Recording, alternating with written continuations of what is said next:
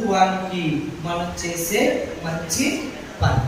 సమస్త విధమైన అది ధన రూపం కావచ్చు, మాట రూపము కావచ్చు, ఓదార్పు కలిగించవచ్చు, ఆదరించవచ్చు.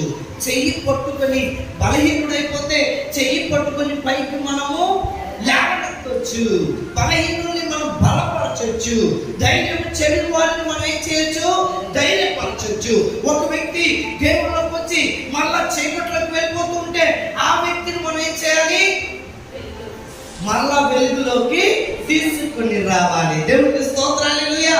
సమస్త విధములైన మంచితనము, సమస్త విధములైన మంచి పనులు మనము చేయాలంటే మనలో వెలుగు ఉండాలి. దేవునికి స్తోత్రం. ఆ వెలుగు ఎవరు? గట్టిగా చెప్పాలి.